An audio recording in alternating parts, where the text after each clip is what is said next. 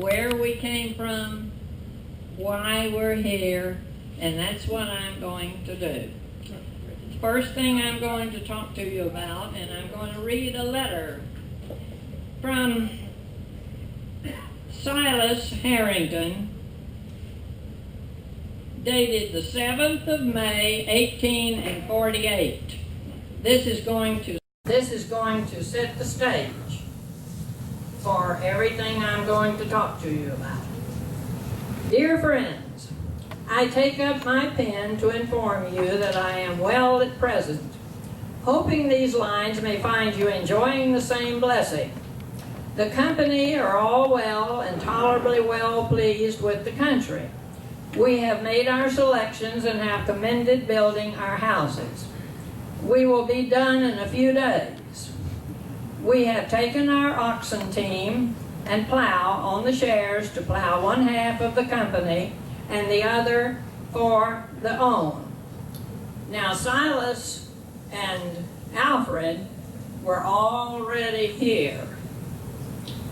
And this was, of course, dated the 7th of May, and they called it Buckner, Texas. Well, that was Collin County, and I don't know exactly where Buckner is today because there's no mention of that anymore.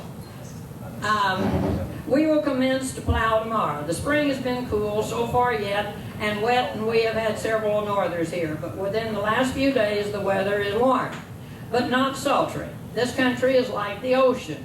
It's constantly in motion. There is a wind that blows almost constantly. There is not more than 3 or 4 hours at noontime, but what there is, a break in the prairies. Down in the timbers it is warm and sultry, and the ticks is very troublesome in the timber and mosquitoes. This is in his verbiage and his spelling, which isn't real good. The timber is very scarce in this country. It is on the little streams and branches. It is very narrow and fair between. But I think we can make out with it. I am informed by the citizens of this country that the bodark timber and the brush will make very good hedge fence in 3 years that will turn away any kind of stock, and I have no doubt of it myself. From what I have seen growing, it is very lusty timber. It will never decay. It will, the prairies are about from 5 to 10 and to 20 miles wide. The prairies are very rich, black and sticky from 1 to 4 foot deep in the soil. But when dry, it is light and loose. You can't make the mud stick in the cabin wall. You may plow the ground when it is mud, and when it is dry, it will crumble and be light and loose. The prairies are just rolling enough to drain it well. The winter is tolerably good. It is very clear and crystal, like you can see a fish in 10-foot water. The stone is soft limestone. The timber is hickory, oak, pecan, elm, water ash, black ash, oven cup, I have no idea, hackery, which is hickory and walnut and cottonwood, mulberry and bodark and post oak. The game is tolerably plenty but wild. You can see deer at any time, and turkey, wild horses is plenty here. Thomas Yeager caught one that was run down. There is some bear here and other wild animals too, numerous to mention. There is now buffalo within 60 to 70 miles. There is no Indians in from 30 to 40 miles of here. They killed one, swing one, and 2 crazy one. The rangers are out on the frontier settlements. They had one little fracas and killed 20 Indians and more than one our side. The corn is 2 feet high. The best of it, the wheat, is in bloom a week ago. This is a fine stock growing and grain cotton growing country. Stock was in good order when we came out. There is a pretty smart settlement here. This country is settling very fast, but this part of the country, the immigrants are generally as yet poor and have not yet a start. They have not got much farms yet, and provisions are as yet scarce. Corn and meal are worth 75 cents per bushel, and bacon worth from 10 to 12.5 cents per pound. Beef cattle is 2 cents per pound, and work steers are worth from $30 to $50 per yoke. Milk cows are worth from $10 to $15. Wheat is 75 cents per pound. Good mares are a good price. We have leaded, which meant rented, out in the prairie 3 miles from timber. I think we can buy timber after a while for $1 per acre. It is owned by persons from out the neighborhood. The neighbors say that land can be had. I think that if the bodark be suckered and if the country is healthy, which I can see no local cause, this will be a fine country soon. Mandy, we have a variety of flowers here. This was their sister. I wish you could be out here in a little while to gaze at them. They're some of the beautifulest I ever saw. I wish you could see how beautiful this was spelled. All right. Then, later, January 27, 1849. Now, mind you, they're here, right where we are. From McKinney to Jonathan Harrington in Floydsburg, Kentucky, which is exactly what he wrote the last time, too. That's their father, Jonathan Harrington. This country is not a good stock country, as I expected. It is too far from navigation, though there is strong talk of railroad from Galveston to Red River. The railroad actually reached McKinney in 1872. So that was from Silas Harrington. April 2nd, 1849 to Jonathan Harrington. I think I will stay out the 3 years and comply with the contract, get my title for this land. And that was Alfred Harrington, and that's where we got our land. This was some excerpts from the history of Frisco, published in 1976 for the Frisco Bicentennial Society, and it came by way of Nola Staley Springfield, very good friend of ours.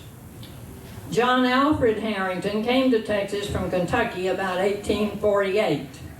He and his brother Silas were single men and came by horseback.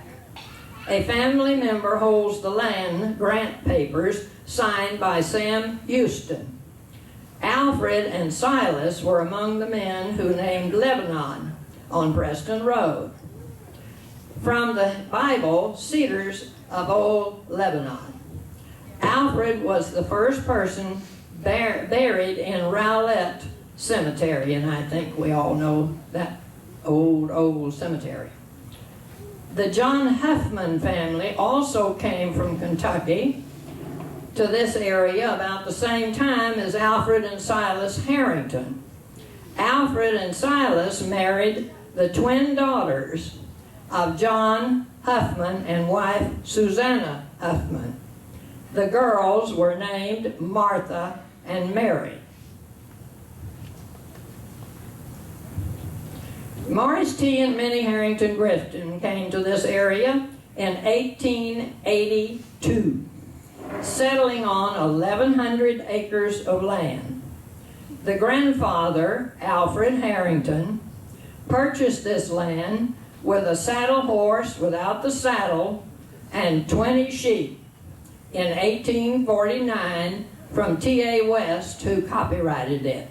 A portion of our land in the sheepskin still under T.A. West, since we've not sold anything.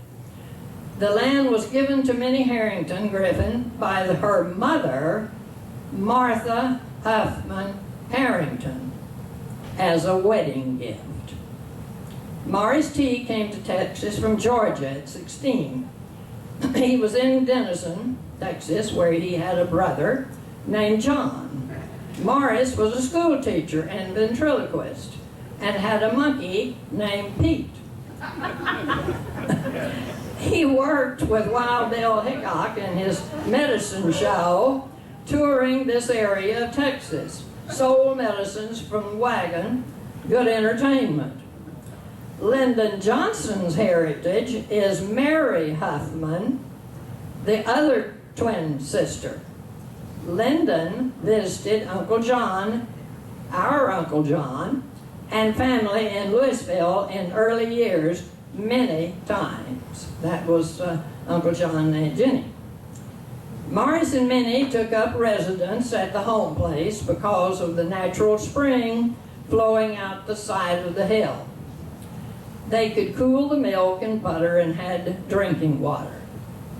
9 children were born to this union. Morris did well on Minnie's land. He dealt in real estate and farming.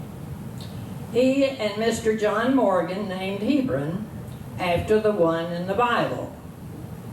Hebron grew 3 cotton gins, grocery, bank, post office, blacksmithy, and a lovely church, the Hebron Baptist Church, which was built in Hebron in 1924. It came from Cemetery Hill, actually, which is now Furno Cemetery. It had a railroad with 2 independent tracks with passenger service.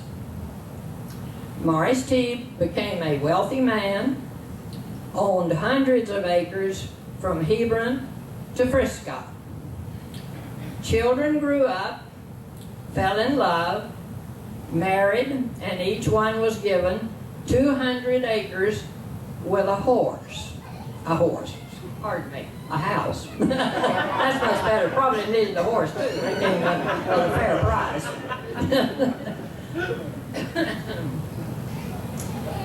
Mom, Gladys Griffin, was youngest child. Dad, George Irvin Kreider, was a carpenter and machinist. He had a job in Whitefish, Montana, working in the roundhouses on big mountain trains. To my father, the Big Malley compound was the greatest thing that ever rolled on the tracks. It was a big engine, used to come into El Paso, I remember, because I had an uncle that lived out there. They were huge, huge engines to pull the big loads across to California. His father was the blacksmith, Daddy's father, in Hebron, Texas. That's how Mom and Dad met. They were married June 10, 1924. On that day, Morris and Minnie gave Gladys and Irvin the home place as a wedding gift. Dad quit the railroad and became a farmer and rancher. He worked hard, was very aggressive in farming. He bought more land, because Grandpa said, invest in land, they ain't making that anymore.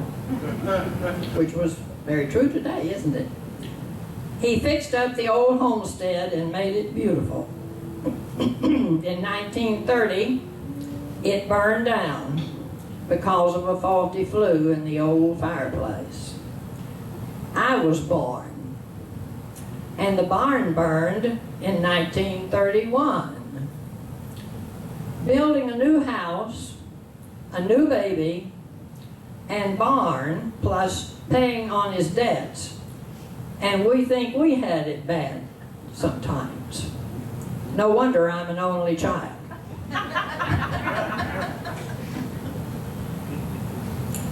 Kids grew up, Griffin Brothers and threshing, real tractors and threshers, not plows and mules. Storms and storm cellars. And Grandpa Griffin insisted he called all of the 9 children and alarmed them to storms coming. And with that call, everybody was to dive into the storm cellar, which we did. I remember that. My daddy being the carpenter and everything, ours was fixed up pretty good. We could stay down there for quite a while. But very interesting, and our first telephone, of course, was 2 longs and a short, and you did that with the crank. Christmas dinners in each of the homes yearly, wonderful cooking, and that's where the baked oysters, oyster scallop, and that kind of tradition came from the Harrington family. And today, I have oyster scallop at Christmas and Thanksgiving. Not that my family likes it very much, most of them don't. But Casey and I did. And Lori. First, discrimination against women. First table was children. Second table, men. Third table was women. And then they had to clean up everything. I can remember that real well. The women, of course, poor things, seldom got into the living room. Life was good, land of plenty. I grew up, finished high school, and went to college and graduated. I was first in the Griffin family to do that. James, Uncle Bill and Aunt Faye's boy, was second. In high school, I met Truman Clem, a Carrollton native. He liked to hunt, mostly dove and ducks. Well, I had plenty of them. He knew how to work. He went to college, the Korean War, and we were married in 1951. After the war, he went back to Baylor College of Dentistry and became a doctor. We had 2 sons, Casey Clem and Kelly Clem. We never thought of moving or selling the land. The boys married, and all of us lived on the land, the home place. Today, no row crops, a few cattle, and we've gone to the dogs. Tooth Acres Pet Care Center, pet care for life and beyond. We're the largest pet care facility in the nation. 450 individual kennels with beds and TVs for your pets. 4 cremators for animals, including horses and cows. And a pet cemetery on the home place. Dr. Clem retired May the 1st, 2013, after 54 years of dentistry in Louisville, Texas.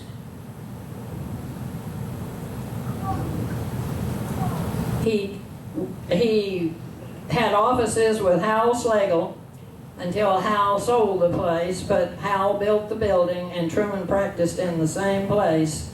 All of the 54 years save 6 months. In 6 months, he was under the stairway at the local show in downtown Louisville. And I painted the waiting room wall as an aquarium with fishes in it, and we had 2 chairs in the front, and he had his chair in the back and a little bit of storage space. And Hal built the building, and Truman moved in, and they lived happily ever after as a GP in both dentistry and also in doctoring. I've lived here all my life, and my mother and her brothers and sisters before me. The Harringtons, Griffins, Kreiders, and Clems, 7 generations. The state gives recognition to 100, 150, and 200 years. We have 2 plaques, 100 and 150 years. And we are 164 years and counting.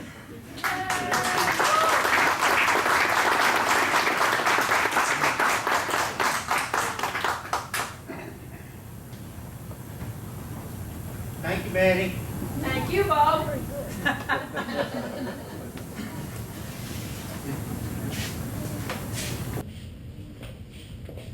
If you're not chock full of history now, hope you remember somebody.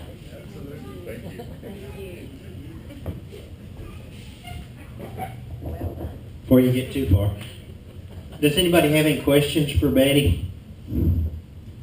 Any, yes ma'am? I need that recipe for the oyster sauce. I really do. Your family might not want them. It's wonderful. Randy, he asked and we tried. We got stuff off the internet now. It has moved, that oyster scallop thing has moved around so much through the years. It actually, you take your oysters. Mama used to make it and use the liquor in the oysters, both when you get it to the grocery store or in the can, and heat all that up and add milk. What you do is put your crackers in your bowl, in your Pyrex, and line it pretty good with a pack or a pack and a half of crackers, and you pour your broth of your oysters and everything in there and bake it, and that's just about it. Others add little pepper and little onion and stuff, but Mama never did. She just made the oyster and the crackers, and using the liquor from the can and the oysters and you'll be surprised if you like oysters. At the grocery store, I bought some fresh ones one year, and this little man said, "What are you going to do with those?" And I said, "Well, I'm going to make oyster scallop for Christmas." And he said,